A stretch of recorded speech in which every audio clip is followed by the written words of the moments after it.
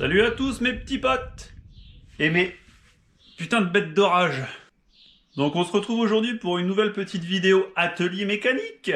Aujourd'hui, on va s'attaquer à la réfection d'un moteur de Fiat 600 Abarth. Donc c'est dans une Fiat 600 de 1965 que ce moteur se trouvait. C'est un moteur qui a déjà servi sur pas mal de petites épreuves de rallye. Donc il a été un petit peu chatouillé. Et il a un petit souci, il fait des petits caprices, c'est qu'il fume bleu ce moteur. Donc c'est un bloc à 112. C'est un 1050 cm3 normalement. Je ne l'ai pas encore ouvert mais normalement c'est ça. 70 chevaux, si je dis pas de bêtises. Avec son petit double corps DCOE en 40. Préparation mono-admission. Donc on va refaire tout ça beau. Tout ça joli. On va déjà l'ouvrir, voir ce qu'il a. Bon, c'est un moteur qui fonctionnait. Il n'est pas cassé déjà, ça c'est bien. Ça va être surtout une vidéo qui va aborder le sujet de la remise en état.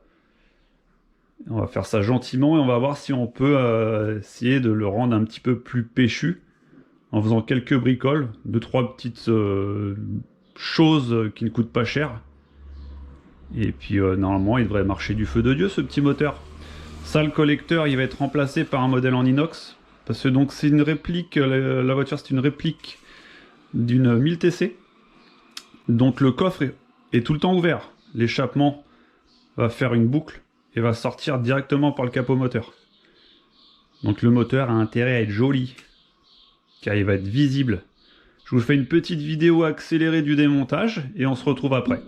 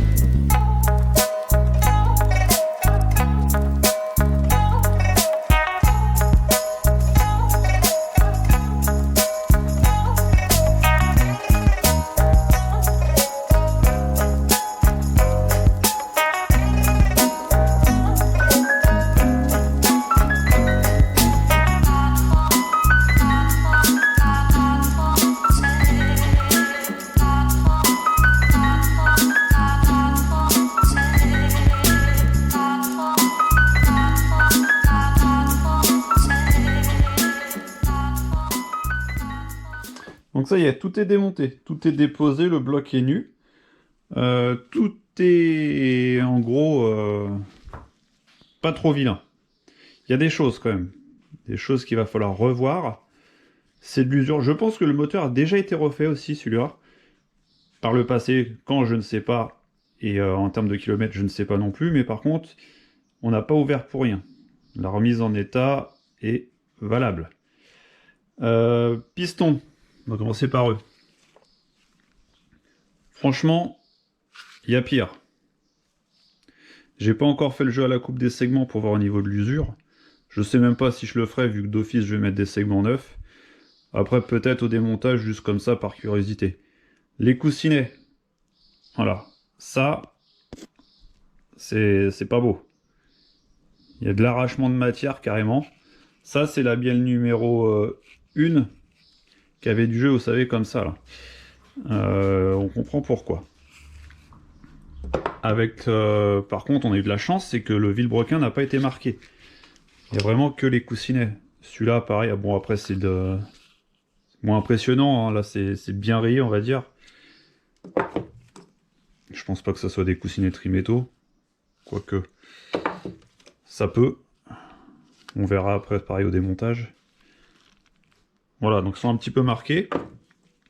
Toujours les pistons, franchement l'état ça va. Hein. Voilà, c'est pas mal. Celui-là il a eu, je pense, quelque chose qui est passé dans le cylindre. Il y a des petites traces, pareil dans la culasse, il y avait des petites traces, pas méchantes.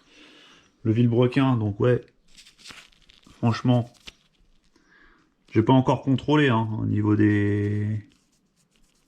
Ouais non, c'est bien, c'est nickel. Même les portées pour quel latéral, franchement c'est bien. Les poussoirs un tout petit peu marqués. Je pense que je vais les changer par sécurité. Si j'arrive à en trouver, mais bon ça c'est pas trop le problème. Les tiges elles sont pas tordues. La rampe elle a pas de jeu. Oh franchement ça va. L'arbre à cam. Et là le pépère. Pareil hein. Bon j'ai rien mesuré hein, ça c'est brut hein, je vous montre ça comme ça. Faut que je regarde au niveau des cams si ça va. Celle-ci un tout petit peu marquée. Voilà. Mais en gros, pour la suite, on s'en fiche un petit peu parce que tout simplement, il va partir en retaillage. On va faire un tout petit profil sympa là-dessus, vraiment soft, pour gagner un petit peu en agrément de conduite. Vu que la voiture va faire que du slalom, quelques montées historiques, on va essayer de trouver un agrément de conduite. On va faire un petit quelque chose quand même pour grappiller. Le carbu, bah, une remise en état complète. Je vais l'envoyer directement en réfection, je vais pas m'amuser à le faire, comme ça je peux faire autre chose en attendant. Pompe à eau elle était neuve. Le collecteur il va passer en inox. L'allumage, je vais voir dans quel état c'est, si ça vaut le coup de passer en électronique. Et puis le coussinet d'arbre à cam, c'est pas mort. Hein. C'est de l'usure normale.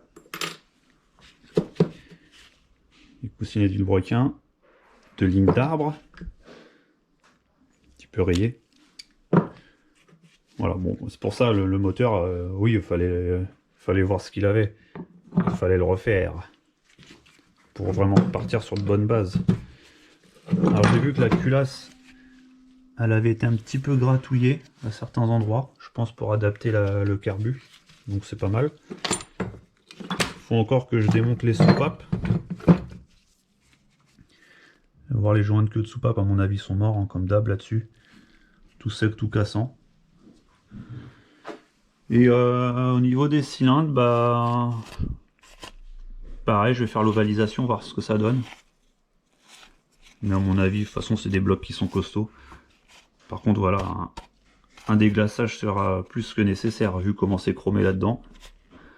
On va récupérer un petit peu de lubrification et de compression, ça va faire du bien au bloc. Donc ça part chez le motoriste en nettoyage, déglaçage, surfaçage.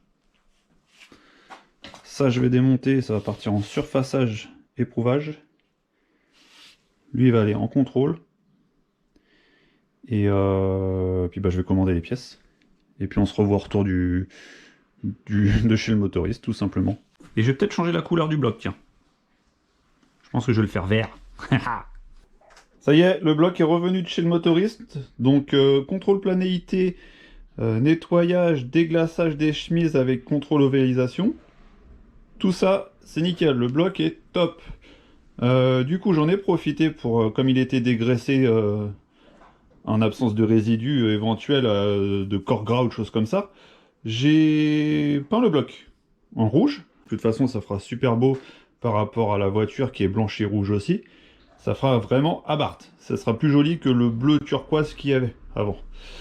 Donc là, la peinture, elle est sèche. Ça, c'est propre, tout dégraissé, nettoyé.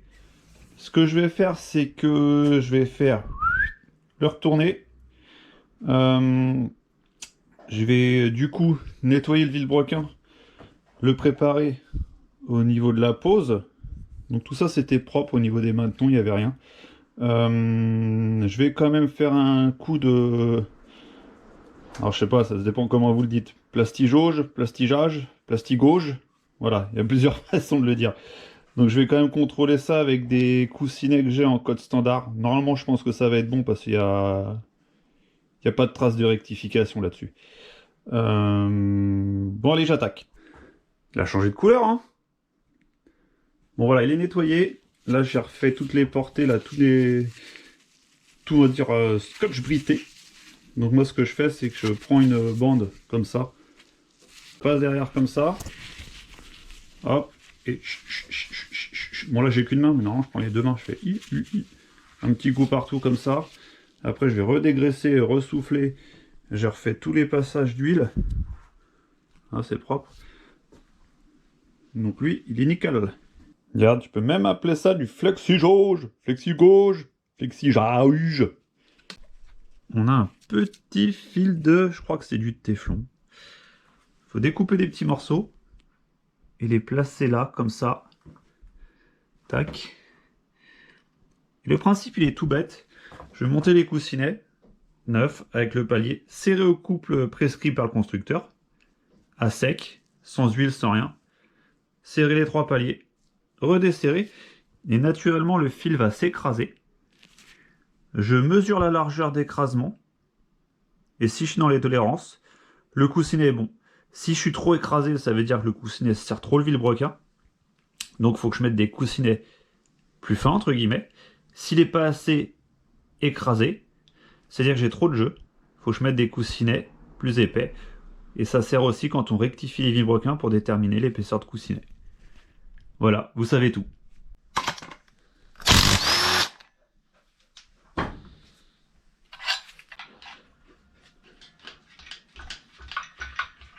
On voit bien l'écrasement du fil.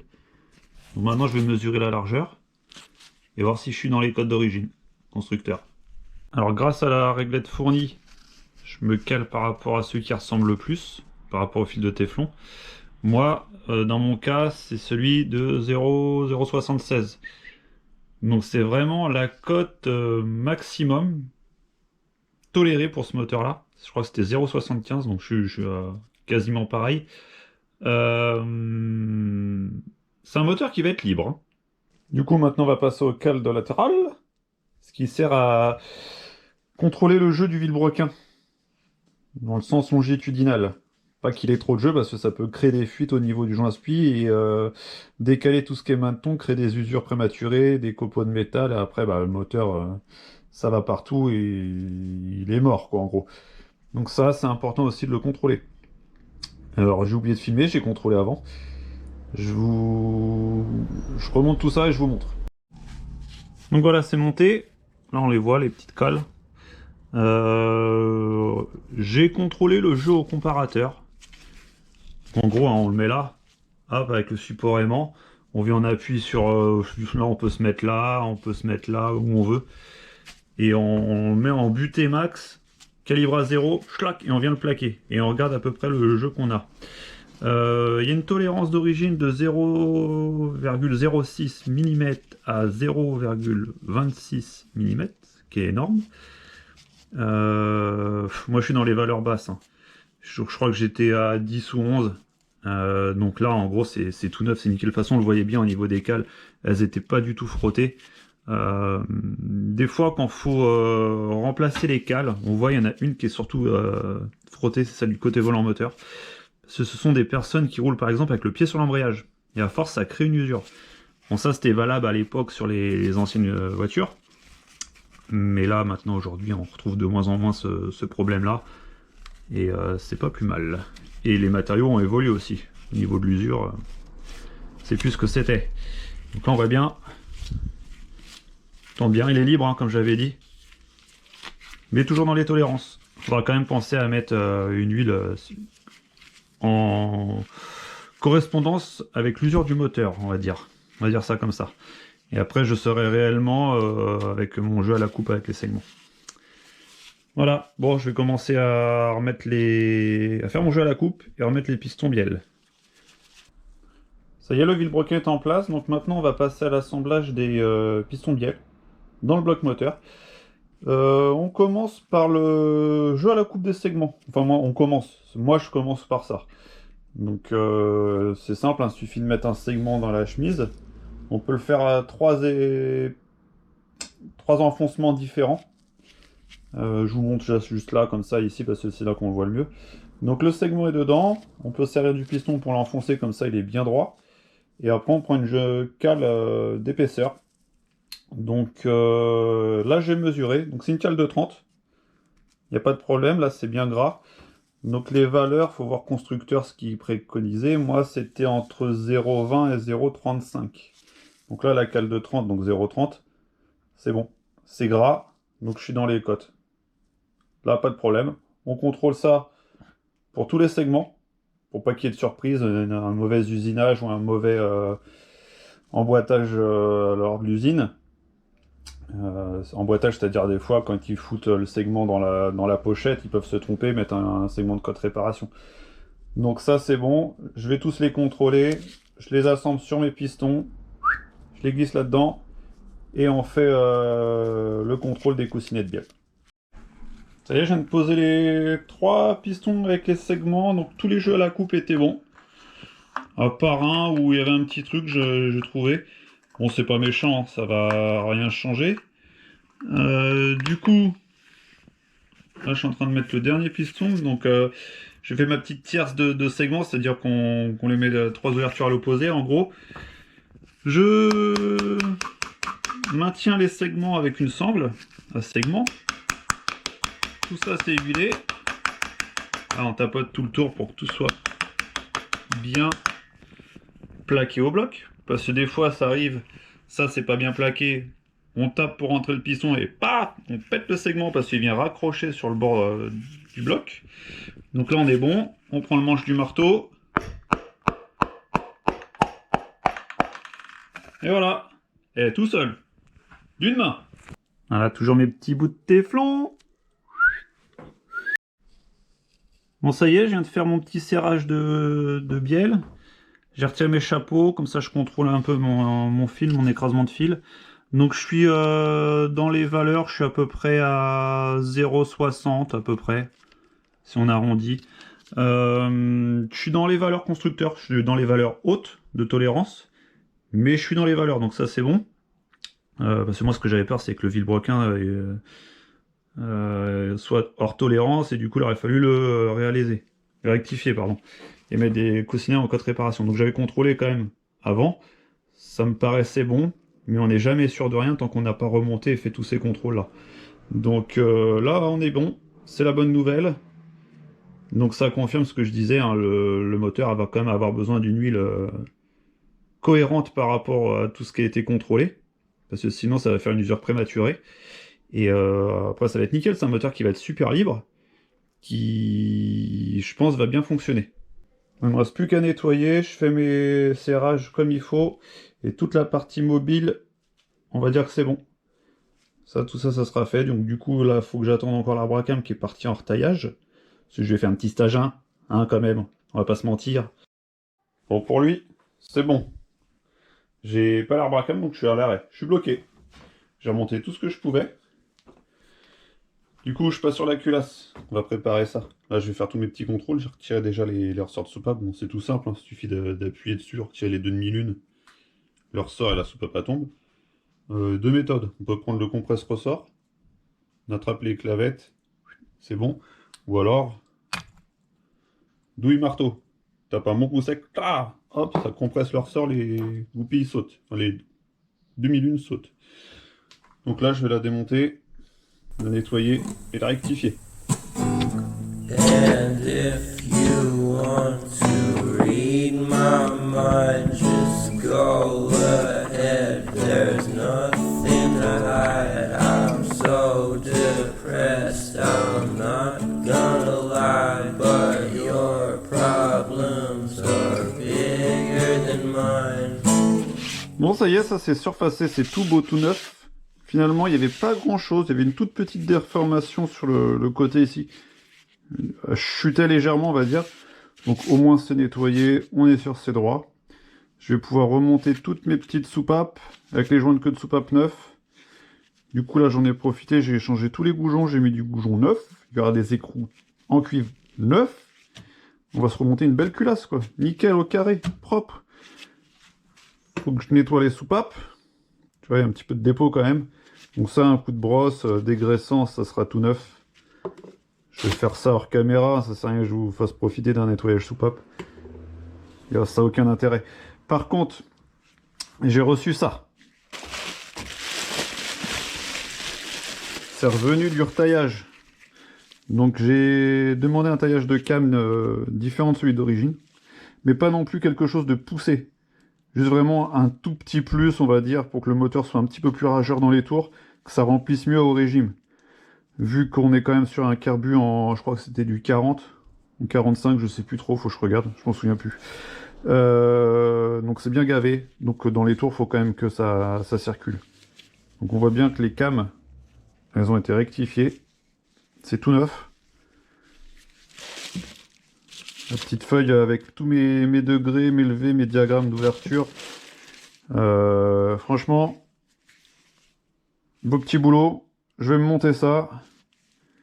Et puis bah normalement de toute façon ça va le faire, il n'y a pas de souci. Allez go. Bon les petits potes, j'ai pris un petit peu d'avance. Beaucoup même. J'ai donc posé l'arbre à cam, réglé mes soupapes. Ça n'a rien de compliqué, poser la distribution, refermer le carter d'huile. La culasse, elle est remontée, j'ai rodé mes petites soupapes. Pas de problème, tout allait bien. Poser mes joints de queue de soupape, remonter mes ressorts avec le compresse-ressort. Je vous ai pas fait de vidéo là-dessus parce que bon, c'est la même chose qu'au démontage. Donc en gros, tu te regardes la vidéo en sens inverse et tu auras à peu près le même principe pour le remontage. Donc j'ai reposé la culasse sur le bloc moteur, serré. J'ai fait mon jeu aux soupapes. Je pensais avoir été gourmand au niveau du retaillage de l'arbre à cam, mais non, ça a été. J'ai bien vu au niveau des petits réglages des culbuteurs. Je m'attendais à un truc à le tourner pour le régler, mais non, pas du tout, ça a été. Donc le jeu aux soupapes est fait, j'ai remonté le couve-culasse, j'ai monté la pipe d'admission, aligné le joint, comme la culasse avait été retravaillée, le joint était trop petit. Donc j'ai aligné le joint comme il fallait. J'ai monté le petit carburateur tout neuf, tout refait, tout beau. Et puis bah, j'ai fini le moteur. Hein. Voilà, tout simplement. On va pas se le cacher, il est fini. Moi, je vous le montre. Allez, il est tout beau. Hein. Ah, il est beau. Donc voilà, tout fini, tout remonté. Le petit carburateur refait avec toutes les pièces bichromatées qui vont bien. Le joint, la pipe d'admission, tout est remonté. Les fameux joints en liège. J'ai mis de la visserie neuve partout. Partout, partout. Tout est neuf. On repeint. Je fais des petites touches de jaune là pour repère de desserrage. La pompe à eau neuve. Le bloc neuf. Neuf. Les sons neufs. Le faisceau de bougie, pas neuf pour l'instant. Ça viendrait quand ça sera dans la voiture. Déjà le redémarrer comme ça, voir si tout va bien. Parce que de toute façon, le faisceau n'a rien. Donc ça sera du tuning, hein, mettre un joli faisceau. La tête, elle était toute neuve, le rotor nickel. C'est déjà un allumage électronique, donc j'avais dit que je voulais le passer en électronique. Mais c'est déjà un électronique, donc pas besoin. Abort. Et puis bah voilà quoi. J'ai mis les goujons neufs, des écrous neufs. Le joint neuf, hein, bien évidemment. Le capteur de pression d'huile. Des petits écrous neufs, tout est neuf, neuf. Il est neuf, tous les joints neufs. Les vis neuves. Le moteur est neuf. 8. Abart. C'est à qui? C'est Abart. Moi je le trouve magnifique. Je suis pressé de le voir dans la voiture. Avec le collecteur inox qui va faire 8. Et l'échappement libre. Bah. Donc au final, c'est un moteur donc, qui n'était pas spécialement défaillant, on va dire. Il était usé. Donc on a refait une remise en état. Et normalement, il va vraiment avoir la forme, avec l'arbre à cam et le fait qu'il soit monté, on va dire, librement. Rapport volumétrique augmenté. Donc là, franchement, je pense qu'il va bien marcher. J'essaierai de vous faire un petit retour en vidéo, donc une fois qu'il sera dans la voiture et réglé. Parce qu'il faut le poser et il faut le régler maintenant. Carburation, allumage.